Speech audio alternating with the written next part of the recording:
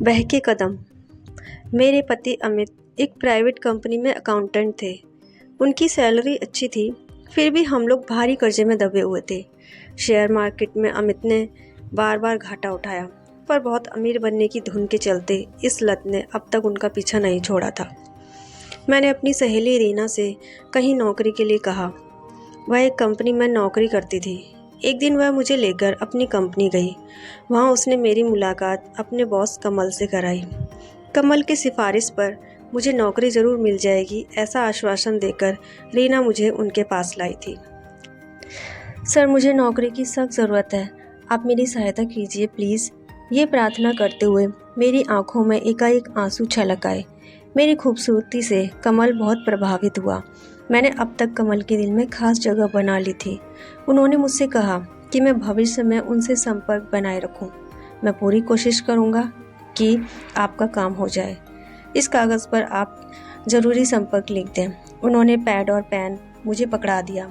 करीब 10 मिनट बाद मैं रीना के साथ चली आई, लेकिन इन कुछ मिनटों में मैंने उनका दिल जीत लिया था। मुझे क्लर्क की नौकरी दिलाना उनके लिए कठिन काम नहीं था। करीब एक हफ्ते बाद वह मेरी अपॉइंटमेंट की अच्छी खबर लेकर शाम को मेरे घर पहुंच गए।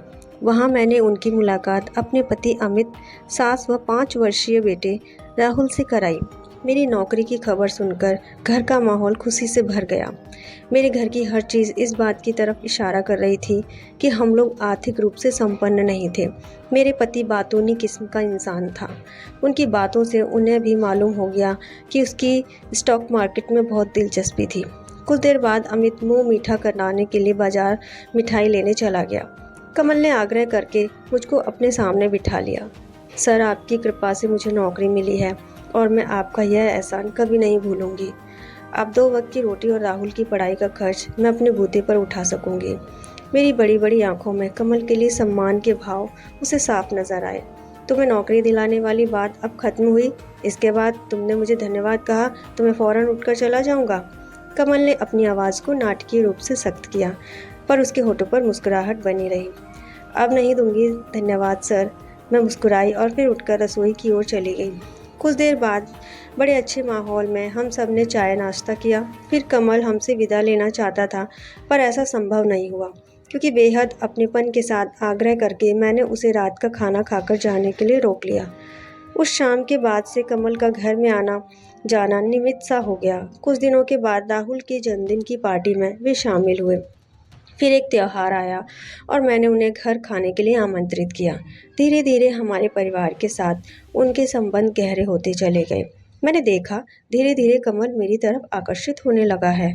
एक दिन अपने रूम में चाय पीते हुए कमल ने मुझसे पूछा, तुम्हें पता है सौम्या, मैं किस दिन को अपने लिए भाग्यशाली मानता हूँ? आप बताओगे नहीं तो मुझे कैसे पता चलेगा? मैंने जवाब सुनने के लिए अपना ध्यान उसके चेहरे पर केंद्रित कर लिया।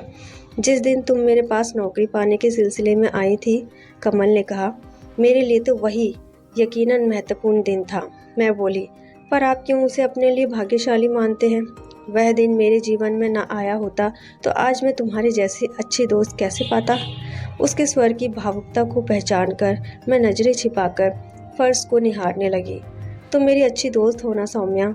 मैंने उसकी तरफ देखकर एक बार फिर सिर हिलाकर हाँ कहा और फिर से नीचे फर्श पर देखने लगी। उसने अपने हाथ बढ़ाकर मेरे हाथ पर रखा और मेरी आंखों में आंखें डालकर बोला, तुम मुझे अपना समझकर हमेशा अपने दुख दर्द मेरे साथ बांट सकती हो। थैंक्स। मेरे होठों पर छोटी सी मुस्कान उभरी। मेरे हाथ पर उसकी पकड़ थोड़ी मजबूत थी। मैंने अपना हाथ आज़ाद करने का प्रयत्न किया, पर असफल रही। कुछ घबराए से अंदाज में मैंने उसके चेहरे पर नज़र डाली। वह बड़े प्यार से मेरा चेहरा निहार रहा था। उसकी आंखों के भाव पढ़कर मेरे गोरे गाल अचानक गुलाबी हो उठे। वह मुझे चाहता है, यह बात उस दिन मुझे पूरी तरह समझ में आ गई। उस दिन से हमारे संबंध एक आयाम में प्रवेश कर गए। हमारे लिए दोस्ती की सीमाएं लांघना गलत होगा सर। अमित को धोखा देकर मैं गहरे अपराध बोध का शिकार बन जाऊंगी। जब भी वह मुझे प्रेम का इजहार करने का प्रयत्न करता, मेरा यही जवाब होता। मुझको उसके प्रस्ताव में बिल्कुल रुचि न होती तो मैं आसानी से उससे कन्नी काट लेती। मैं अपने घर की परिस्थितियों से खुश नहीं थी। अमित का व्यवहार, आदतें, वह घर खर्च चलाने में उसकी असफलता मुझे दुखी रखती। कमल मेरी बातें बड़े धैर्य से सुनता। जब मेरा मन हल्का हो जाता तभी वह हंसी मजाक व छेड़छाड़ शुरू कर देता। मेरे जन्मदिन से एक दिन पहले उसने जिद करके मुझसे अपने घर चलने का प्रस्ताव रखा और कहा, अपने हाथों से मैंने तुम्हारे लिए खीर बनाई है, अगर तुम मेरे यहाँ चलने से इनकार करोगी तो मैं नाराज़ हो जाऊँगा। उसकी प्यार भरी जीत के सामने थोड़ा नानुकुर करने के बाद मुझको झुकना ही पड़ा। कमल ने मेरे जन्मदिन के मौके पर एक सुंदर साड़ी उपहार में दी और मुझे पहली बार उसने अपनी बाहों में भरा तो मैं घबराए लहजे में बोली, नहीं, यह सब ठीक नहीं है, मुझे छोड़ दीजिए प्लीज़।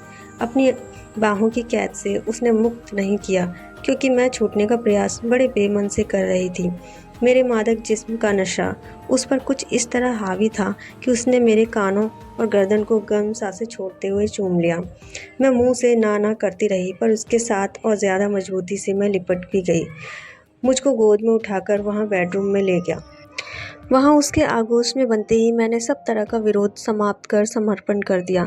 हम दोनों के अंदर उठे उत्तेजना के तूफान के थमने के कुछ देर बाद मेरे सिसकने की आवाज़ सुनकर वह चौंका।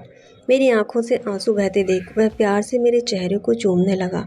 मेरी सिसकियाँ कुछ देर बाद थमी तो उसने पूछा, क्या तुम मुझसे नाराज़ हो? जवाब में भावुक स्वर में बोली, प्रेम का इतना आनंदमय रूप मुझे दिखाने के लिए धन्यवाद कमल। हमारे संबंध एक नए आयाम में प्रवेश कर गए। मैं ही नहीं बल्कि मेरे घर के बाकी सदस्य भी कमल को अच्छे लगने लगे। वह भी अपने को हमारे घर का सदस्य समझने लगा। वह मेरे घर वालों की ज़रूरतों का ध्यान रखता। एक दिन कमल के माता पिता उससे मिलने आए। उसके लिए एक रिश्ता आया था। वह दोनों इसी सिलसिले में उससे बात करने आए थे। उसकी माँ बोली, तुम कब चलोगे उसे देखने? किसी दिन चलेंगे, उसने गोलमोल सा जवाब दिया। अगले रविवार को चलें? देखेंगे, उसने फिर टालने की कोशिश की। उसके पिता अचानक गुस्से में बोले, इससे तुम चलने को हाँ नहीं कहवा सकोगी क्योंकि आजकल इसके सिर पर उस सौम्या का जुनून सवार है। प्लीज़ पापा, बेकार की बातें ना करें।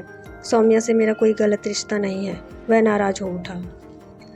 अपने बाप से झूठ मत बोलो कमल। यहाँ क्या चल रहा है इसकी रिपोर्ट मुझ तक पहुँचती रहती है। लोगों की गलत व झूठी बातों पर आप दोनों को ध्यान नहीं देना चाहिए। उसकी माँ ने पिताजी को चुप कराकर उसे समझाया। कमल, सारी कॉलोनी सौम्या तुम्हारे बारे में उल्टी सीधी बातें कर रही है। उसका यहाँ आना जाना बंद करो बेटा, नहीं तो तुम्हारी कहीं रिश्ता होने में बड़ा झंझट होगा। माँ, किसी से मिलना जुलना गुनाह है क्या? मेरी जान पहचान और बोलचाल सिर्फ सौम्या से ही नहीं है, मैं उसके पति और उसकी सास से भी खूब हंसता बोलता हूँ। कुछ देर और समझाने के बाद माँ पिताजी को लेकर चली गई। उनके जाने के काफ़ी समय बाद तक वह बेचैन और परेशान रहा। फिर शाम को जब उसने मुझसे फ़ोन पर बातें की तब उसका मूड कुछ हद तक सुधरा। एक दिन मुझको अपनी बाहों में भरकर कमल बोला, मेरा मन करता है कि तुम हमेशा मेरी बाहों में इसी तरह बनी रहो। अब तो अपने इस घर का अकेलापन मुझे काटने लगा है। उदास से लहजे में मैंने जवाब दिया, हम दोनों को सामाजिक कायदे कानून का ध्यान रखना ही होगा। अपने पति व सास को छोड़कर सदा के लिए आपके पास आ जाने की हिम्मत मुझ में नहीं है। फिर मेरा ऐसा कदम मेरे बेटे राहुल के भविष्य के लिए ठीक नहीं होगा और उसके हित की फिक्र मैं अपनी जान से ज़्यादा करती हूँ। जो बात दिमाग में बैठ जाए फिर उसे भुलाना या निकालकर बाहर फेंकना बड़ा कठिन होता है। मैं कमल के बहुत करीब थी, फिर भी उसके अंदर का असंतोष और बेचैनी बढ़ती ही गई। एक बार बेटे के जन्मदिन के कुछ रोज पहले अमित को स्टॉक मार्केट से अच्छा फ़ायदा हुआ। तड़क भड़क से जीने के शौकीन अमित ने फ़ौरन राहुल के जन्मदिन की पार्टी धूमधाम से मनाने का फैसला किया। उस दिन घर के आगे टेंट लगा, हलवाई ने खाना तैयार किया। कम से कम 250 से 300 लोग वहां जरूर उपस्थित रहे होंगे। मैंने और अमित ने इतनी अच्छी पार्टी देने के लिए खूब वाहवाही लूटी। उस दिन कमल एक तरफ उपेक्षित सा बैठा रहा। मुझको फुर्सत नहीं मिली उसके साथ चंद मिनट भी गुजारने की, क्योंकि उसके साथ हंस बोलकर मैं अपने करीबी रिश्तेदारों को बात बनाने का मौका नहीं देना चाहती थी। जब वह इस तरह की कसमकस से तंग आ गया तो बिना किसी को बताए घर चला गया। उस रात उसे बिल्कुल नींद नहीं आई। उसकी सारी रात करवटें बदलते गुजरी, पर सुबह मन शांत था।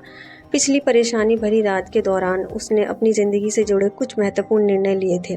अगले दिन जब मैं उसके पास गई तो उसके गंभीर चेहरे को देखकर मैं चिंतित स्वर में बोली, क्या आपकी तबीयत ठीक नहीं है? मैं ठीक हूँ। उसने मुझे अपने सामने बैठने का इशारा किया। कल पार्टी में किसी ने कुछ गलत कहा, गलत व्यवहार किया? मैं परेशान हो उठी। नहीं, ऐसी कोई बात नहीं हुई। फिर यूँ बुझे बुझे क्यों लग रहे हो? रात को ठीक से सो नहीं पाया? किसी बात की परेशानी थी? हाँ, मैं तुम्हारा ही इंतज़ार कर रहा था सौम्या। कुछ ज़रूरी बातें करनी है मुझे तुमसे। कहो, मैंने बोला। उसने भावहीन स्वर में मुझे बताया, मैं आज उस लड़की को देखने जा रहा हूँ जिसका मेरे लिए रिश्ता आया है। मैं तो हमेशा आपको वहाँ जाने की सलाह देती हूँ सौम्या, मैं खुद नहीं जाता क्योंकि तुम्हारे अलावा किसी और स्त्री को अपनी ज़िंदगी में प्रवेश देना मुझे अनुचित लगता था। वैसे करना उस लड़की के साथ धोखा करना होता। क्या अब आपने मुझे अपने दिल से निकालने का फैसला कर लिया है? ये कहते कहते मेरी आंखों से आंसू छलक आए। सौम्या, तुम बिना आंसू बहाए मेरी बात को समझने की कोशिश करो प्लीज़। उसने अपनी आवाज़ को कमज़ोर नहीं पड़ने दिया। देखो, तुम्हारी घर गृहस्थी सदा तुम्हारी रहेगी। मैं चाहकर भी उसका स्थायी सदस्य कभी नहीं बन सकता हूँ। तुम्हारा नाम अमित के साथ ही जुड़ेगा, मेरे साथ नहीं। यह बात कल रात मुझे बिल्कुल साफ नज़र आई। चोरी का मीठा फल खाने का अपना मज़ा है। तुम्हारे प्यार को मैं बहुत कीमती और महत्वपूर्ण मानता रहा हूँ। अब थक गया हूँ अकेले इस घर में रातें बिताते हुए। अब मैं सिर्फ फल खाना नहीं बल्कि अपनी छोटी सी बगिया बनाना चाहता हूँ जिसे मैं अपना कह सकूँ, जिसे फलता फूलता देख मैं ज़्यादा खुशी और सुकून महसूस कर सकूँ। मैंने आपको अपनी गृहस्थी की बगिया बनाने से कभी नहीं रोका, मैं भावुक स्वर में बोली। आप ज़रूर शादी कर लें, आपकी इच्छा होगी तो मैं खुशी खुशी आपकी ज़िंदगी में प्रेमिका बनकर बनी रहूँगी। नहीं सौम्या, वैसा करना बिल्कुल गलत होगा। उसने तीखे स्वर में मेरे प्रस्ताव का विरोध किया। तब क्या आप मुझे हमेशा के लिए अलविदा कह रहे हैं? मैं रुआसी हो उठी। मुझे माफ़ करना सौम्या, दोस्ती की सीमाएं लांघकर तुम्हें अपनी प्रेमिका नहीं बनाना चाहिए था मुझे। मैं सिर्फ तुम्हारे मन में जगह बनाकर रखता तो आज मेरी शादी के कारण हमें एक दूसरे से दूर ना होना पड़ता। मैं उठकर खड़ी हो गई और थके स्वर में बोली, सर, आप जैसे नेक इंसान को कभी भूल नहीं पाऊंगी। पर शायद आपका फैसला बिल्कुल सही है। मैं चलती हूँ। इतना कहकर मैं अपने आंसू पोंछते हुए घर की ओर निकल पड़ी।